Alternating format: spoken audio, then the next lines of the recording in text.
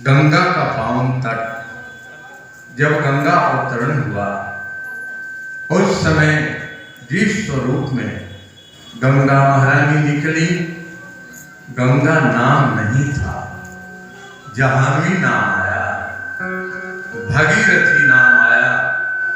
और वह भगीरथी गंगा जिस रूप में प्रयागराज, कानपुर, जिस रूप में वाराणसी और उसी रूप में हमारे वामन भगवान की, माइक देखते रहो भैया थोड़ा, वामन भगवान की जन्मभूमि इस बक्सर में उसी रूप में आज बढ़ रही है।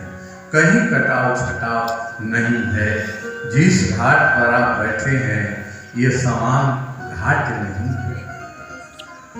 बक्सर में प्रवाहित होने वाली भगीरथी गंगा महारानी के तट पर कई महत्वपूर्ण घाट हैं, लेकिन सिद्धनाथ घाट एक ही है।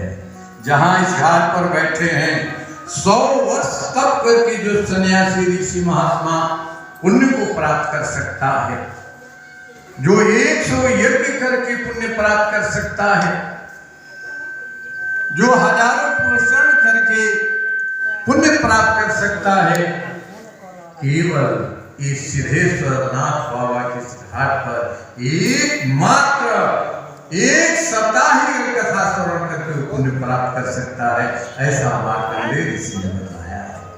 मार्कंडेय ऋषि ने बतलाया इस कलिकाल में मानव का जन्म पाना बड़ा दुर्लभ है, उसमें भी संस्कारी घर में हमारा जन्म हो और दुर्लभ है।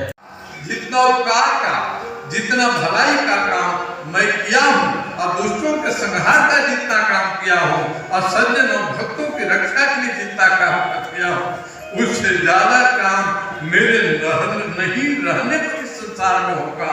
उन्होंने कहा अभी तेरा छल पर पंच छूटा नहीं। तू माता को छला, पिता को छला, गोपियों को छला, सुदामा को छला, अभी भी छल पर पंच तुझसे छूटा नहीं। कहा कि नहीं भैया, अब जाने के समय में छल क्या करूंगा। मैं इतना ही निवेदन कर रहा हूँ कि मैं जब नहीं रहूंगा तो मैं ऐसी परम शक्ति देकर जा रहा हूँ कि जिनको जो प्राप्त करना होगा, जो सिद्ध करना होगा, जो हस्तगत करना होगा, सब कुछ वो प्राप्त कर लेंगे। कहा वह कौन सी शक्ति होगी। भगवान कृष्ण द्वारका ने कहा देख, अपनी मेरी जितनी शक्ति है, ऐश्वर्य है, ऊर्जा है, बल है, तप है, सब देखते देखते श्रीमद् भागवत की पोथी में समा गए। बोलिए श्रीमद् भागवत भगवान की जय।